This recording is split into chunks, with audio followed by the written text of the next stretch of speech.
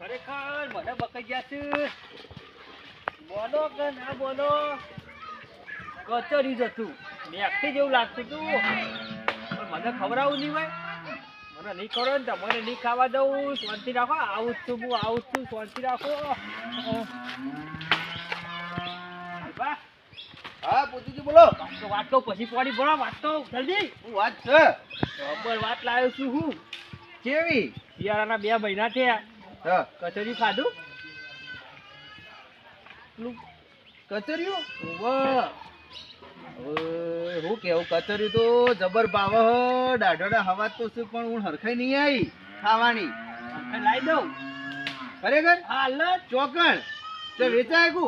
Eta ને એક જગ્યાએ લેજો ને. હમણાં જ જ્યુસ કેટલું?